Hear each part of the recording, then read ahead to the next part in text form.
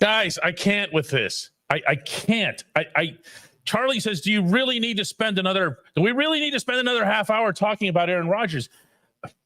Listen, there's a part of me that says this is what he wants because he has a history of this. He loves to be the guy that everybody's talking about. Okay.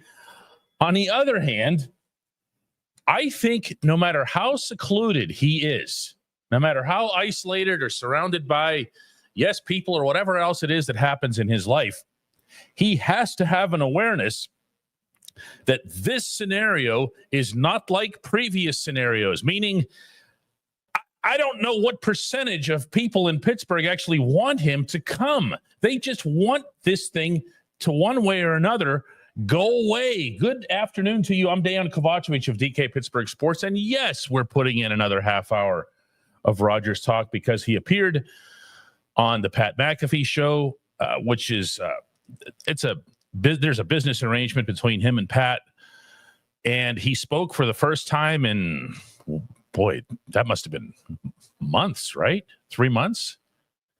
And if you're waiting for the punchline or the headline here, it doesn't exist. He didn't really say anything other than that he doesn't feel like he owes anybody any kind of answer or explanation. He's just kind of waiting to see what it is that he comes to. And it doesn't bother me. I tell them all the time, go ahead and move on without me. I'm going to read you a couple of quotes here, but if I do it in the same mopey way that he did, you're going to think I'm being terribly unfair, even if I end up doing it really well. Here's a couple for you. Listen, this entire time, I haven't felt like I owed somebody any decision at some point. I've been upfront with them about that. If you need to move on, this means the Steelers, call me by all means. There's been no deadline. And yeah, I've talked to Mike many times, meaning, of course, Mike Tomlin, who is reducing himself to God knows what in this process. He didn't say that. I did. Okay, back to him. I'm trying to be open to everything and not specifically attached to anything when it comes to this decision. I'm not holding anybody hostage. I really want to emphasize that. I'm just blah, blah, blah, blah, blah, blah. Listen to me. Watch some of the video when it becomes available. You don't have to watch the whole thing. Watch some of it. Your mind, wherever it happens to be right now, if you're 60-40, 50-50, 70-30, whatever it happens to be, your mind will be made up. You don't want this individual at this state of it's not his career, but really his life, to be leading your football team. And I'll be more specific than that. He doesn't even know what he wants to do right now, but yet somehow we're supposed to expect that come September, he's going to be the guy you want leading you into M&T Bank Stadium in Baltimore. What are they doing? What are they doing here? And I'm sorry in advance for those of you who hear this spiel from me on a regular basis, but even I didn't think I was this right until I saw this today. It's a really, really tough thing to watch. Chuck Noll once famously spoke. Actually, he once famously spoke a lot of stuff. We quote him more than we do the great philosophers. That if you're a player, football player, thinking about retirement, you've already retired. Now, you can poke all kinds of holes in that, but not many. Okay, not many. And when you're this deep and you're this far out and you're not even thinking that, listen, I'm going to give you a deadline. Instead, he's saying, you know what? If you don't want me, just call and let me know. I'm not holding you to anything. Just call and let me know. I don't mean to waste your time. The Steelers are his only option. Is that understood here? The Steelers are his only option to play, at least as a starter, in 2025. And he's telling them,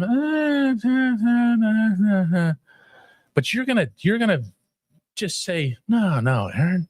Hey, Aaron, it's Mike again. Yeah, it's me again. I know I called an hour ago, but I'm still really, I just want to share with you my love, my passion for your body of work. And, we really want you in Pittsburgh. I don't care if you want to be here or not, but we want you here. Come on. What are we doing here? What are we doing? When we come back, I know what we're doing. We're going to go to Chris Halleck and talk about all kinds of Aaron Rodgers related stuff that's going to be even more annoying. At DK Pittsburgh Sports, we take pride in coverage that connects our city's fans to their favorite teams.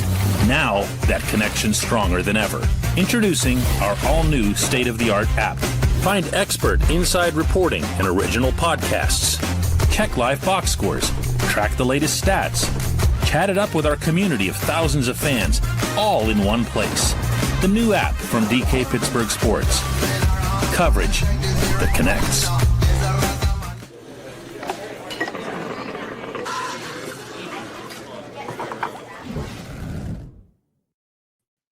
Tell you what, Chris Halleck, you know who's going to win this show? That would be the participants. There's some good stuff here already. Listen to some of this. This is Denny says, this is the drama we've been screaming about, and the season hasn't even started. He's been to Pittsburgh once. Sasha Steele says, sounds like a teenager who does not know what to do with life. Sad for a man over 40. Sean has my favorite one. Tomlin says he doesn't want hostages, but that's what Rodgers is doing to us. Actually, I thought you were going to take that a different direction, Sean. Tomlin says he doesn't want hostages. He wants volunteers. What is this? What is this? What are they doing, Chris? I'm listen, not much changed for me on this today, honestly. If anything, it confirmed a couple of things for me, but not really anything that put me way over the top. This just lets me know again that they believe that Aaron Rodgers is their home run swing for 2025, that he is, just looking at 2025, their best chance to try to compete. And I do have a hard time arguing that, because who's a better quarterback between Aaron Rodgers and Mason Rudolph? Well, there's a lot of evidence to support Aaron Rodgers. It's mostly older, but yeah. Right. Now he's going to be 42, but okay, correct. Go ahead. Correct. I agree. Yeah. He's not the 4-time MVP anymore. There's no debate about that. Who is the better quarterback between Aaron Rodgers and anybody who they could get in the draft? Aaron Rodgers, at least for 2025. Really good percentage. Again, we're basing that off of what we know, and we don't know about anybody coming out of college right now. So he is their best option in 2025, and that's why they've stuck to this. But the good thing is they signed Mason Rudolph for a reason. They didn't just sign him to be the support guy. He is their safety net. If this falls through with Rodgers, this gives them the opportunity to play this game, whatever game this is. This gives them the opportunity to do so because Mason Rudolph has their trust, apparently, to start games for them. Because Mike Tomlin said it, Omar Khan said it, and if Mason Rudolph ends up starting games for them, then so be it. Then this is the bed that you made. You could debate that. Debate if Mason Rudolph is a guy who can start 17 games for you and take you to the playoffs, possibly. That's a whole nother discussion. But that's why they signed him. Football is more than probably any other sport. One that is fueled by emotion. Mm-hmm. It's fueled by passion, belief, trust in the people around you, and all that other stuff that we get to see in some of these, behind the, as a public, get to see in some of these behind the scenes NFL films, documentary, whatever. Even reporters don't really get to see that stuff, the high intensity stuff, the stuff in the tunnel, the stuff where the guys are, banging chests off of each other and whatever. I'm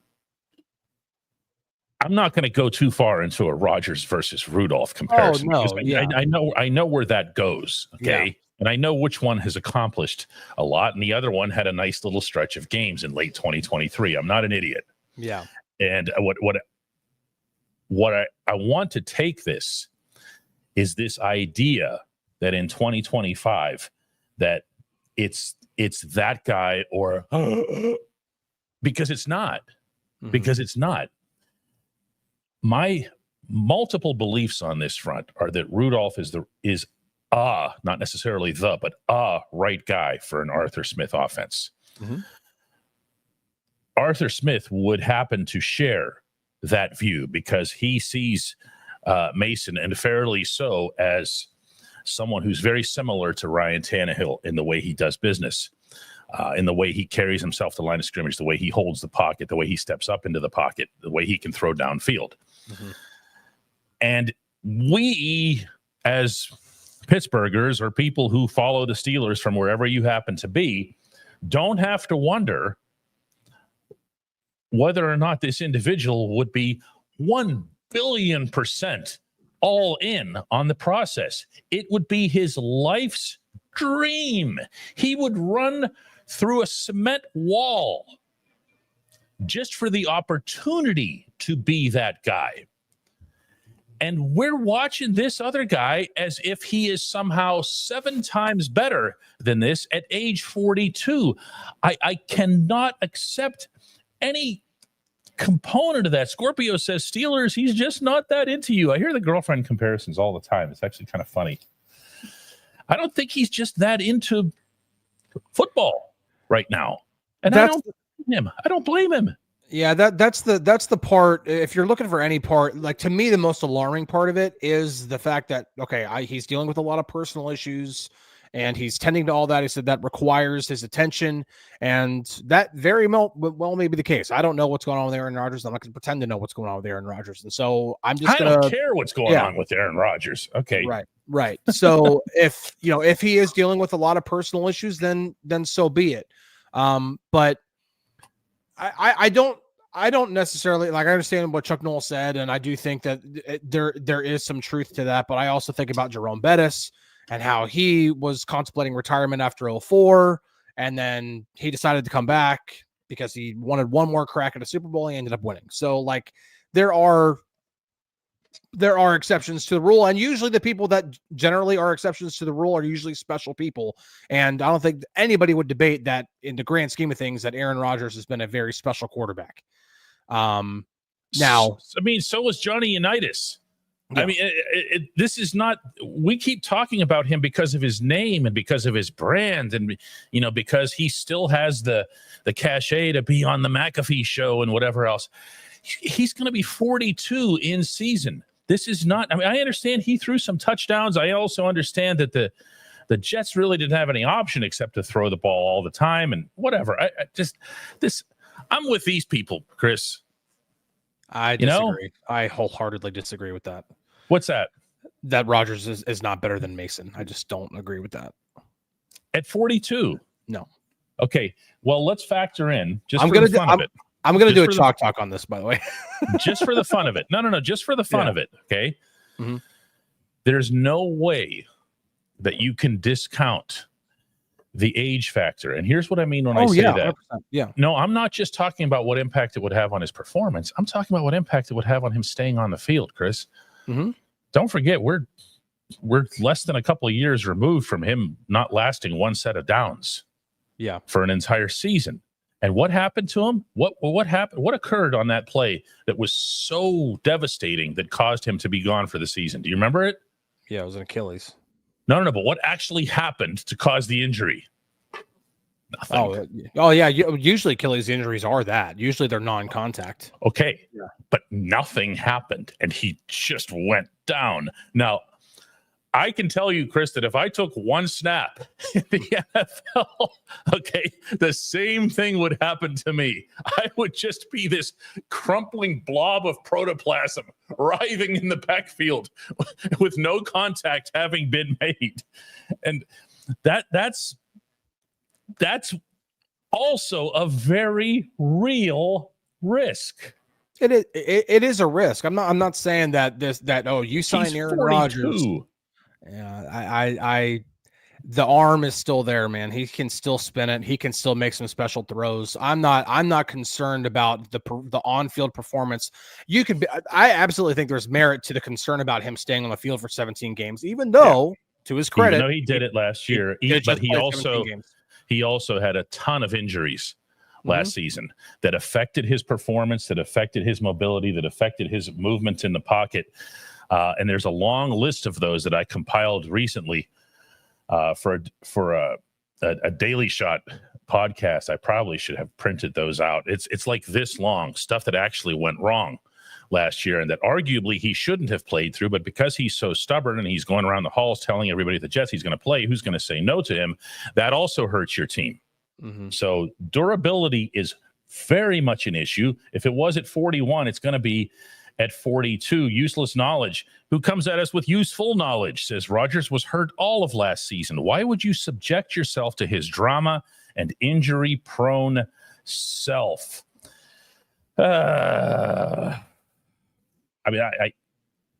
Sebastian says the Yinzers are just mad that Rodgers beat you in the Super Bowl. I don't think anybody even remembers that. That's all 15 years ago, dude. That's also when Aaron Rodgers was Aaron Rodgers. Like that's I don't think anybody's thinking about Super Bowl 45 right now. That was a long time ago. Yeah. Now Beer comes in with the statistics for this is just a projection. He says 2025, or were that his actual stats from last year? No, those were his stats from last year. Okay, so he meant 2024. Okay. I've pre-written them enough to know what his stats are from last year.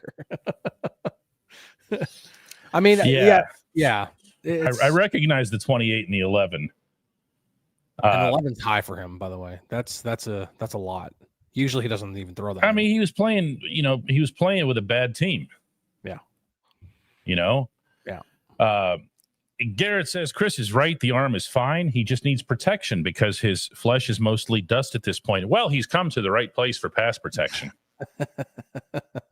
Yeah, the pass that's a big concern when you talk about durability. But then again, he's also not going to be Russell Wilson back there holding onto the ball for over 3 seconds. He gets rid of the ball significantly fast. He was like third fastest among like quarterbacks who played at least or started at least 10 games last year. He was third fastest in snap to throw. So he gets rid of the ball quick. Okay, so you say I'm going to keep challenging you on this, Chris. Not so much the Mason versus Rodgers thing, but let's talk about the Rodgers display today. Yeah, you're not moved by that at all. Like you don't look at that and go, "Geez." So actually, the way I took it more than anything was that the ball is entirely in the Steelers' court here. And the coach is begging. I'm sorry, I'll shut up. Yeah, okay. No. So the reason, the way I put that is they almost have to operate under the umbrella that he's not signing. Go into the draft and act like he's not coming. If that means take a quarterback in the first round, depending on who it is. Don't overreach. Don't pull a Kenny Pickett again. Don't go and get Jackson Dart at 21 when he's not worthy of being 21st overall. Just if the right guy is there, if who you believe is the right guy at 21, then take him. If it's you trading back into the second round and you get a guy there, then whatever it is in the draft, address quarterback the way you would whether Rodgers is there or not. Don't allow that to impact that. And then if Rodgers doesn't sign, you have Mason Rudolph, who you trust to start games for you. You have whoever you drafted, and then you can have whatever other veteran guy to be the third quarterback. You're going to be fine at that point. It's not going to be as ideal in terms of competing in 2025, but you're going to have something. And then if Rodgers decides to come, then your floor gets raised a little bit and your ceiling gets raised a little bit. So that's why I say it's entirely in their court. You can pull the plug at any moment and be like, all right, I've had enough. I'm willing to wait. And the time that I was going to start getting critical about it was next week, whenever voluntary program starts, the voluntary offseason program starts. Now, granted, it's voluntary. Not all 90 guys are going to be there, but you'd like for the starting quarterback to be there. And so if he's not there by this point, then my belief that Rodgers is the best choice for them in 2025 definitely diminishes. Jonathan Sokol says, we don't even know if Broderick Jones can play left tackle, and now we want a relic to come and stand back there and hope and pray he has time to throw the ball. The offensive line, to be fair, is going to be a concern no matter who's the quarterback. The only thing that has me feeling good about Rudolph as relates to the offensive line is that at the time that he was playing in those handful of games, They adjusted to him very easily, and they were singing songs about this. That's not coming from me or Chris. That's coming indirectly from them. Trust us on that one, because they loved having somebody who was just holding that pocket, stay in there, take the hit to make the play. The great pass in Seattle to George Pickens when the entirety of the Seahawks franchise was collapsing on Mason, and he's like, "Hey, is that George over there?" And he puts up that beautiful ball that George did, I think, an even better job of finding a way to get under. You guys know which one I'm talking about. Yeah. That gets the old football goosebumps going, huh? That was that Tortilla says, we'll sign Rodgers on wild card weekend and mess with the opponent's defensive coordinator. I think he'll be available. And you know what? Maybe that's part of what he wants to do. Who knows? These guys will occasionally, the older guys, will kind of scheme their way out of being part of training camp. They don't need training camp anymore. Yeah. You know, what'll happen this coming season if Rodgers isn't signed? Every single team that has a quarterback go down is going to be, hey, Aaron Rodgers is still out there. Somebody go give Rodgers a call. Oh, and then he'll show up on McAfee and Angstify over. All right, enough of this. The one thing that does stick out to me when it comes to any kind of genuine interest on Rodgers' part isn't even the fact that he went to Pittsburgh for the visit. He's not the first free agent to go do that. It's having a throwing session with DK Metcalf on his own accord. That to me was the thing where I'm like, okay, there might be some genuine interest there. And the way he spoke of DK today on the show, not just of the specimen that he is, but of the person that he is, and speaking of his work habits and the way that he spoke whenever they were talking with each other, that to me is probably the most promising part of it. But, oh, that's funny. Desiree says, if you're that desperate for an old guy, trade back and draft Tyler Shuck to push Mason. That's actually really funny. That's really funny. That might be comment of the day. I think she wins. That's very, very good. That was really funny. You know, a lot of people are pointing out that the offensive line currently is better than the one that Mason had at the time. And I'm going to say again, in fairness to those guys, yeah, they had Mason Cole, who was not at his best that season. They had Dan Moore on the left side, and they had other issues, but they also were really, really beaten down by the whole Kenny Pickett running to his left thing. They were only beginning to recover from that when Mason took over. So there's a lot of good things to be looked at here in this scenario. It's not all just, the stuff that I'm wagging my finger over in today. Chris, I'd rather look at this scenario before we go today and say, all right, here's something else. Here's a different way to approach this. Carolina Panthers have the number 8 overall pick in this draft. You know where I'm going. Okay. The New Orleans Saints have the number 9 pick. The Browns are ahead of both of them, but it's not certain that the Browns would be taking a quarterback. The Titans are at number 1 overall. It is virtually certain that they're going to take Cam Ward out of Miami. The class of quarterbacks after Ward is on a separate shelf. I think that's a fair way to characterize it. There's Ward is up here. Ward is a sure thing, or at least as much as you can have in football. And then you have this other group that's headed by Shedeur Sanders, but you already mentioned Jackson Dart, Jalen Milroe seems to be higher in some people's estimations, whatever. Okay. Yeah. But it's probably a Shedeur shelf. Okay. For the most part. Yeah. Okay. Highest floor. High, because he can do a zillion different things, right? Okay. Highest floor. Sure. But he's also got a ceiling. He's got good ceiling. Okay. Good ceiling, not superstar ceiling. Not through the roof. No. Okay. So if you're the Steelers and the Panthers are pretty much putting a glowing neon sign up, a for sale sign on this pick, which Dan Morgan did earlier this week, why would you not move up and at least put into your control who you want, even if it's not a quarterback? Okay. You're going to have to give up something, including obviously you're 21. Okay. But you move up and you put yourself in a position where you leapfrog one of the teams, the Saints. That's why I mentioned them, who need a quarterback. And you say to them, let's just get our guy. let's just get our guy. Now, it doesn't have to be our guy for the eternal future. It doesn't have to be you've declared him to be the next Ben Roethlisberger or anything like that, okay? Yeah. It doesn't have to be that. But this goes back to what I've been saying all offseason, which is you have Mason. You have him ready to start. You bring him into a camp, okay? And you don't anoint him, okay? They paid him backup money, okay? Mm-hmm. So you don't anoint him anything at any point. But what you do is you get yourself a good high pick in this class, and you bring that individual in, whoever that happens to be. Let's say it's Shedeur. Just for argument's sake here, don't take what I'm saying here as if I'm stamping it in cement, okay? And you bring that individual in and you say, hey, you guys, go at it. Go at it. If neither of them comes through at any point in the 2025 season, for whatever reason, you have 2026, but you have at least added to your odds of finding your long-term quarterback. The problem I have with moving up that far is that you're going to have to give up a future first to move that far. I mean, that's 13 spots.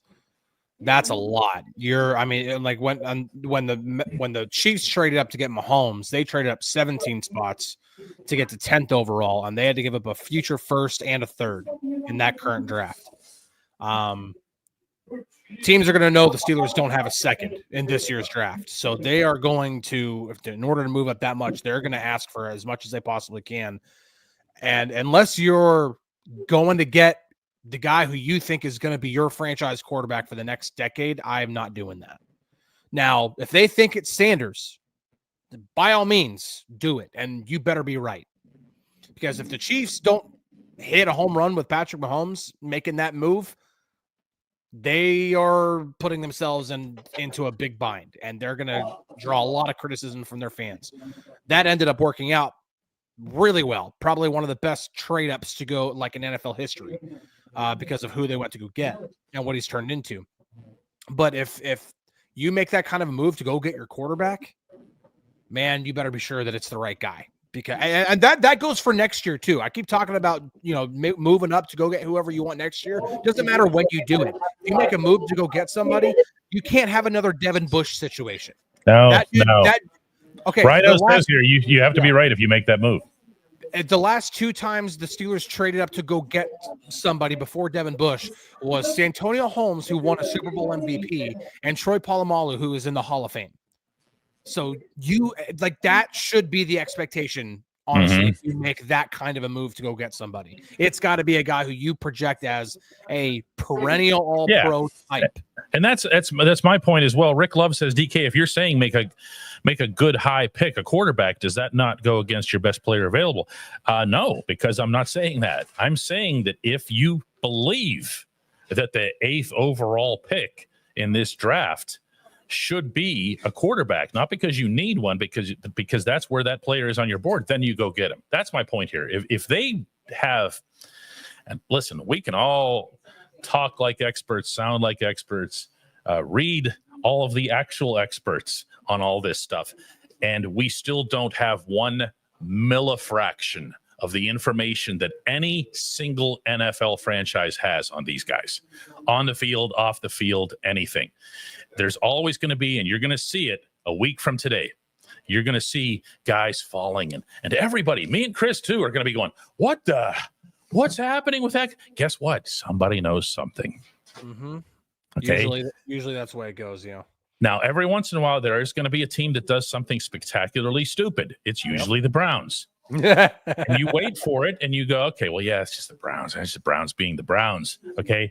But otherwise, you're going to see teams do things that surprise you in a different sense where it's a gross overdraft. It's, how did they do that? Because they know more than we do. It doesn't mean they're always right, but they do have more information than we do.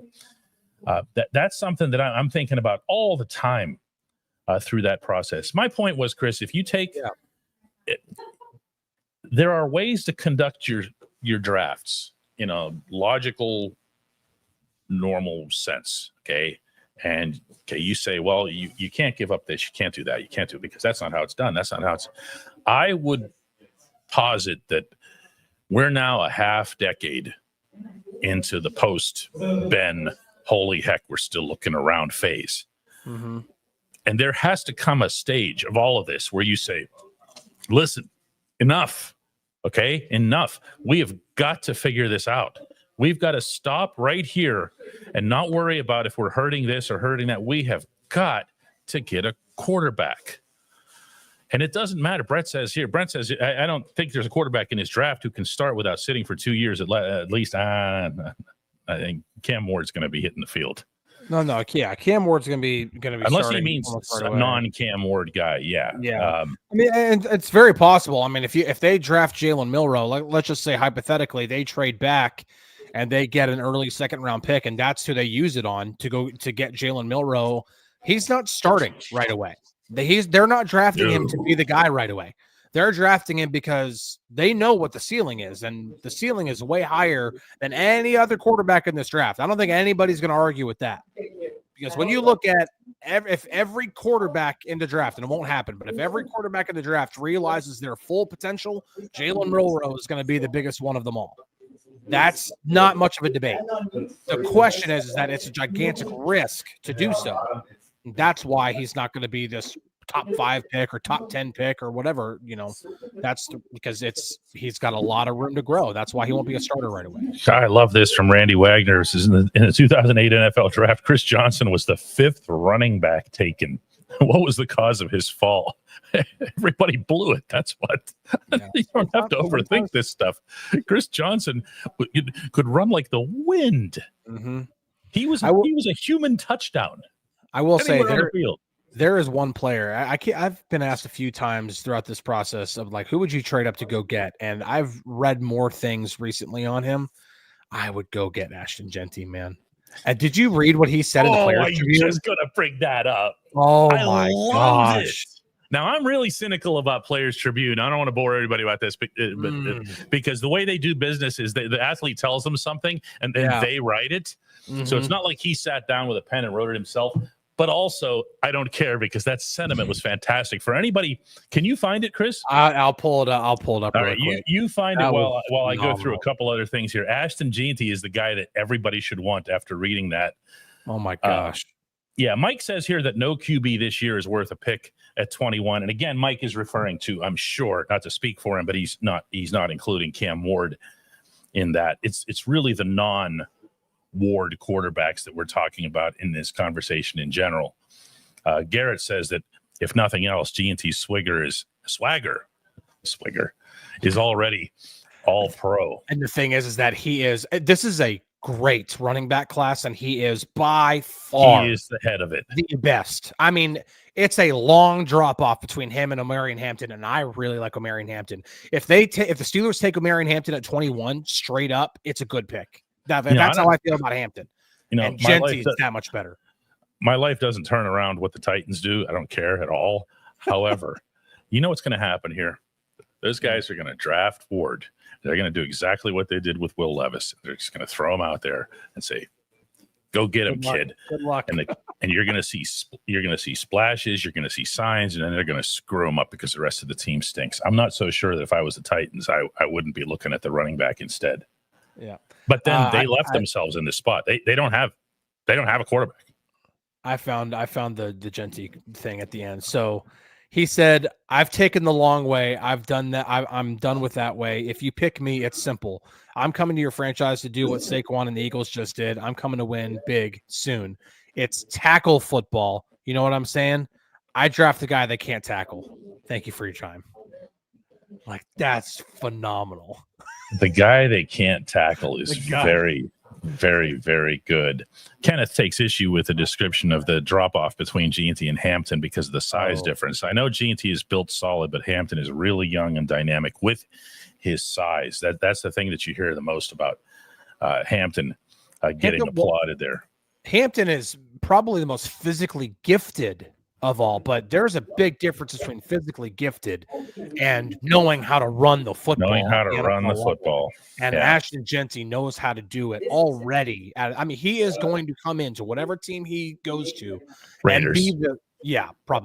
And be the number one running back right away. He may rush for 1,500 yards next year. Seriously. Even for the Raiders. Yeah. Even for the Raiders. I've compared him to LaDainian Tomlinson, and I don't take that lightly because LaDainian Tomlinson is a Hall of Famer. He is legit. I haven't even mentioned once in this show that we need you to become a member of this program. That's to go to dkps.net/join. And we mean it when we say that, because beginning next week, we're going to have some members only stuff. And what's going to happen, you're going to go to the video and you're going to press it and nothing's going to happen.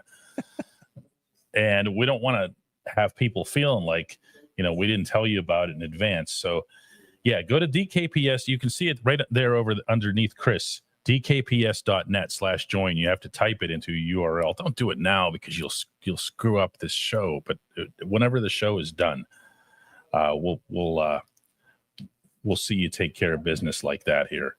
The last question that we have for today is going to come from, you can tell I'm buying myself some time to find a good one here. Let me see if I start any on the other side here. It's been a heck of a day. It's been a heck of a show. The Scorpio wants to know, do you guys think they're taking Sanders at 21 if he falls? Do you think Sanders is going to fall to 21, or that he can? I mean, he can, sure. I mean, Rodgers fell past that, and nobody thought he was going to fall that far.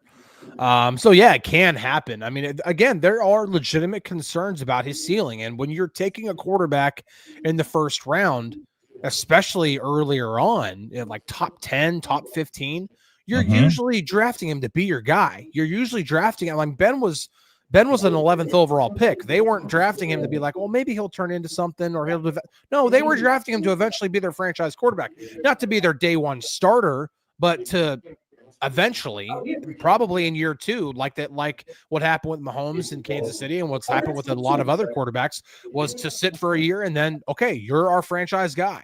We're going to hand you the reins and we're going to expect you to win us multiple Super Bowls. And that's usually what you do. And so if there's a genuine belief throughout the league that Sanders, while he can be possibly Geno Smith, very, very good quarterback, good starter, but is he going to be the guy who can put on the cape and go win you games by himself? Jonathan Sokol actually gets the last question for the day. He says, DK, how did the Steelers get to this point as a franchise? I know you might be asking that just in a cynical tone or whatever. I'm going to try to give you a real answer to it.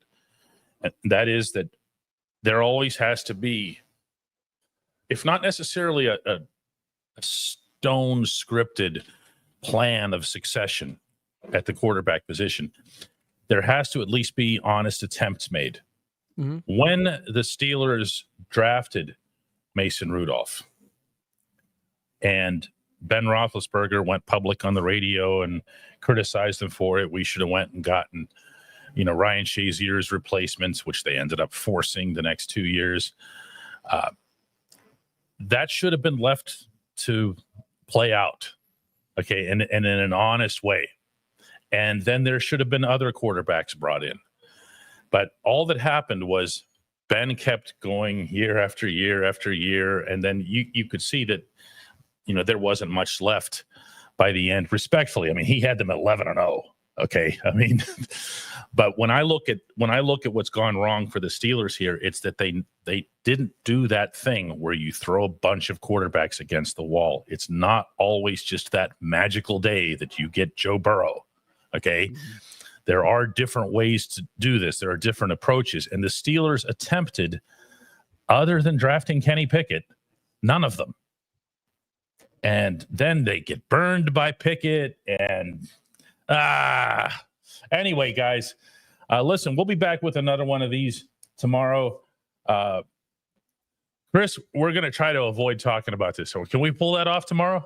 I'm really going to try. I mean, today was supposed to be, we're a week from the draft and we're going to be able to do this. And so maybe we could do that tomorrow because we'll be less than a week from the draft. It'll be fun because next week's going to be fun too. So see everybody then.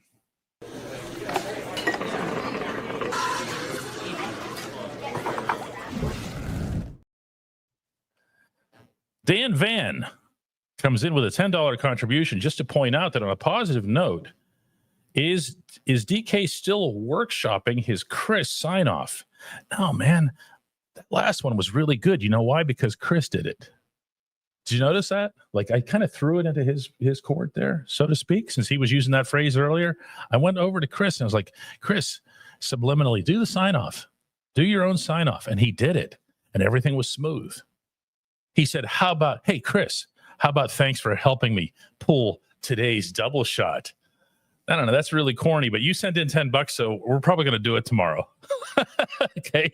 I'm going to screen grab this right now so that I have that handy to be able to read to you. Let's take care of some business today. First off, the boss, the boss lets us know that there are now 1,744 memberships. That's a plus 30 some from yesterday toward our goal. Before Chris and I get to Latrobe, we want to drag up those rolling grass hills, 3,000 of you with us to Chuck Knoll Field. And the way to do that is to go to dkps.net/join. Garrett came in as a new member today, also asked a couple of questions because I see the green lettering and I go, yeah, I'm going to pick that one over there. Stella Fierce gifted 10 as she will commonly do. And then she'll also come in with 5 because she's just overrun with guilt over only having given 10. Lee threw in a couple of bucks to ask a question. Stella went, what is this thing called a super sticker? Well, I didn't get that today. So she goes and gets one of those for $10 as well. Thank you, Stella. Thank you, Stella. Reminds the boss is the way you're supposed to be polite about these things. Rich Allen says, Rich Allen gifts 5 in here. The barber comes in with 1. Steve is a new member. Welcome to our little family here, Steve. Welcome to everybody who came in new, whether or not you were posted here in this particular chat. We appreciate you. One thing I want to point out, and I don't do this often enough, if you're not able to watch this show live and you still contribute, and that, by the way, is the most common way, because think about it, this show is on for, a half hour a day, and then there's 23 and a half hours where it's not live. We really appreciate you. Just because we're not able to say your name or whatever on the show, it's not like, hey, they don't love me as much. We're trying to build something here, and it's not ever going to be just off the 1,700 people right now that are watching this live. We're looking to get to 3,000 members, and we're optimistic, guardedly optimistic that we're going to pull that off. With your help, of course. So let's do one more of these tomorrow. We're gonna try to get through an episode without moaning and groaning about Rodgers. Not because you're tired of it, but because I'm tired of it. All right, let's get that part clear. Do it again tomorrow.